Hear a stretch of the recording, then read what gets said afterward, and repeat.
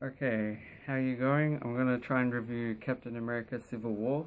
It's a bit tricky. It's okay, so it's the latest Marvel superhero movie at the time that I'm making this video.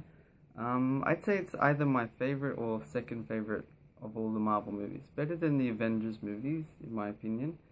The only other one that I'd consider is Captain America: The Winter Soldier, which I thought was really good. So one of the really good things about that movie was the villain, the Winter Soldier, or I guess there's some ambiguity with what the Winter Soldier means. I like it when it has multiple interpretations, like the Dark Knight.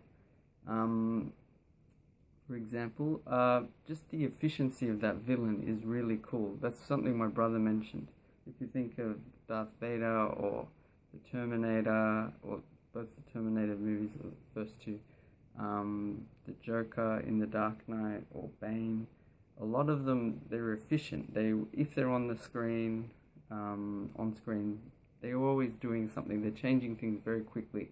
And the Winter Soldier was really good at that. He didn't waste time. If he came on screen, it was just very quickly making things happen, very hard to stop, and the action was just relentless.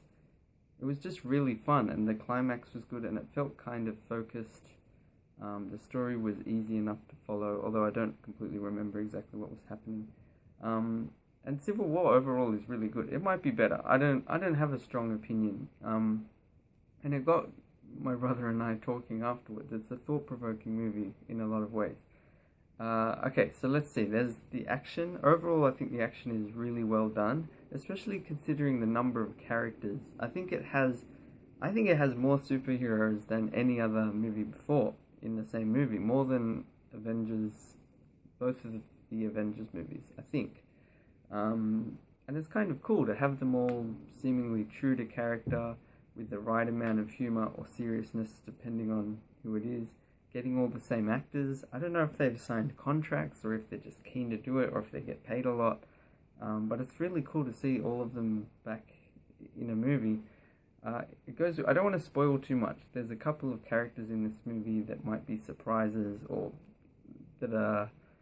I may as well mention Spider-Man's in it, obviously. He was done really, really well. So I was very satisfied with that. He was very funny. I think more true to the character than it's been done before. I still think Tobey Maguire was very good, but this is a different kind.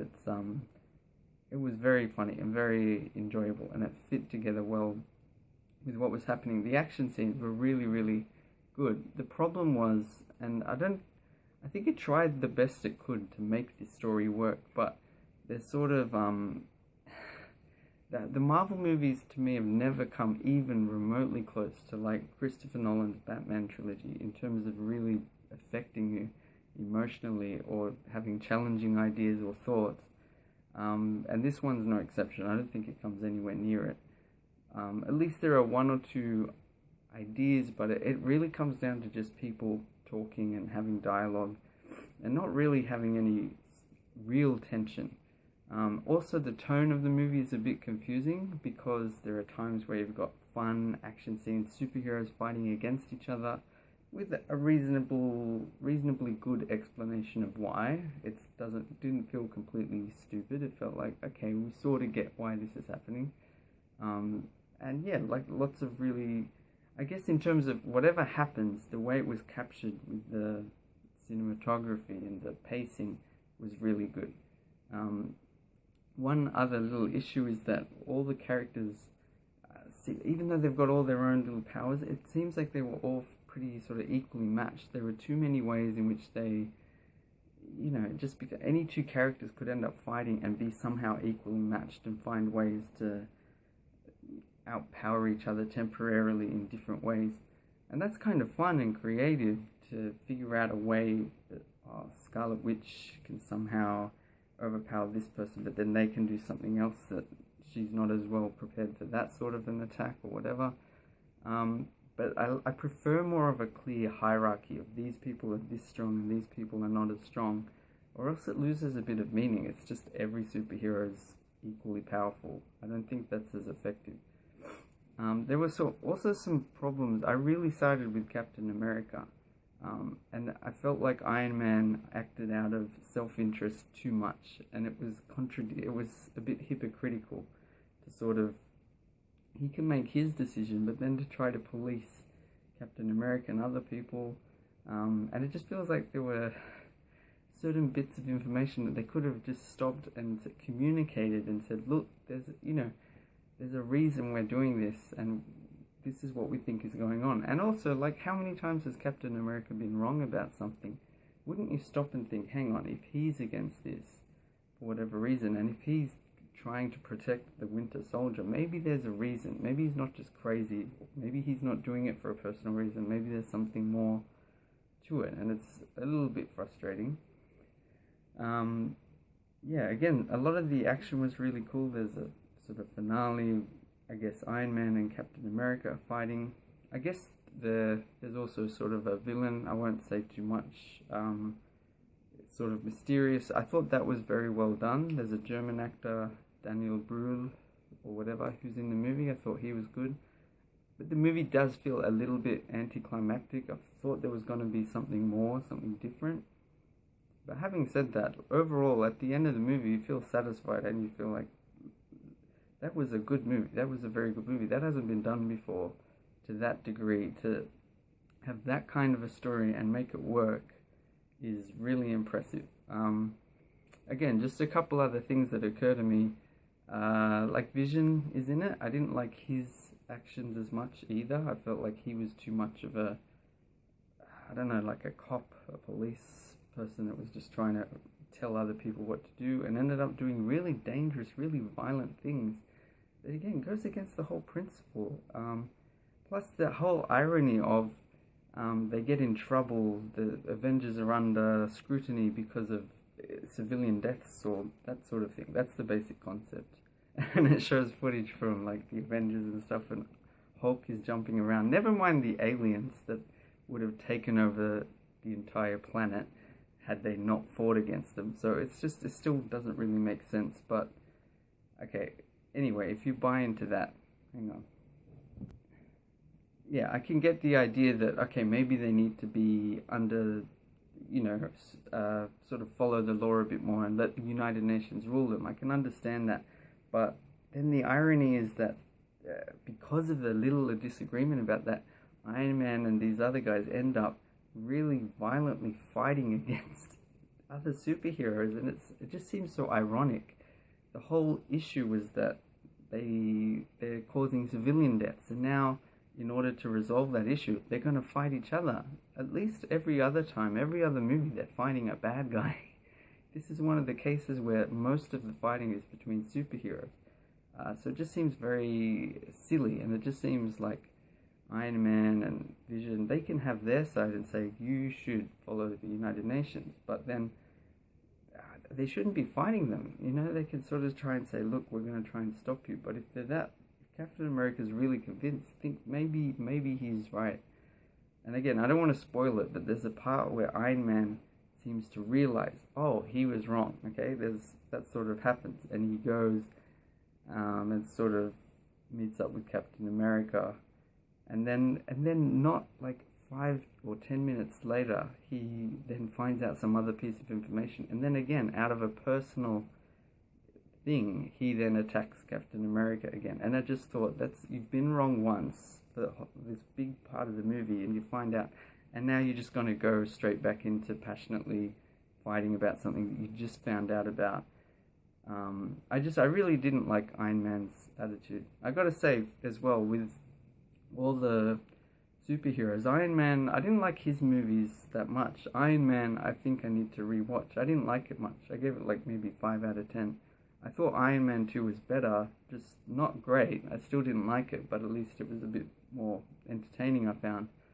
A bit more silly, didn't take itself as seriously. And then Iron Man 3 I thought was awful. So it's a bit weird compared to other people that seem to like those movies. But okay, another thing I want to mention is music. This is a pattern with all of these Marvel movies, or a lot of modern action movies. If you look at, other than the Avengers, where there's sort of a theme that I could recognize, I can't tell you any of the music from any of Captain America, the Thor movies, whoever else, Iron Man, all of them. I can't tell you any of the themes. I can't tell you the character's theme or the love theme or any of the action themes. I couldn't distinguish them. And I'm overall, I would say, really good with music and recognizing things. Contrast that with Sam Raimi's Spider-Man and Spider-Man 2 with the music by Danny Elfman. I'm just leaving out Spider-Man 3. Let's just pretend that never happened. It was so terrible. There's a theme for Spider-Man. There's sort of a love theme or something for Mary Jane. Tim Burton's Batman, Danny Elfman's score for that was really, really great. There's so many good pieces of music and interesting uses of songs. Like there's Prince's songs, but also I think Beautiful Dreamer, da da da da. John Williams' score for Superman is amazing, to the point that they sort of weakly gave in with Superman Returns and just used John Williams' theme. That's how iconic it was. Now, like all of these movies, the music is cookie cutter, and that's kind of fits in with the fact that the movies overall, even if they're really good, like Winter Soldier and Captain America Civil War, which I think are two that you have to recognize are very good movies anyway, they're still not, they don't have enough uniqueness to them. They're still, the action, you could swap the scenes around. I feel like a lot of the parts, you could have different characters fighting and just still have the same kind of stunts and special effects, and it would work just as well. That's one thing I should mention. Lots of good stunts. It wasn't just CGI crazy stuff. If there was CGI, it was done well, with a few exceptions. There were a couple parts where there was like a truck moving, and it seemed to be obviously CGI, and I didn't understand why they didn't film it or leave it out. It looked terrible, but and yeah, any characters. There's another Marvel superhero I don't want to mention just in case you don't know. That came in, and they were really well done. Another thing, lots of really good funny one-liners. It was very entertaining, but there's a difference between one-liners and really having a solid comedy aspects, and it's more, there are really good one-liners, but that doesn't make a great movie by itself, but it did really work. There's a line about, you know that really old movie Empire Strikes Back? That really made me laugh. I don't want to spoil all of it, but the timing of it works really well, and the mood.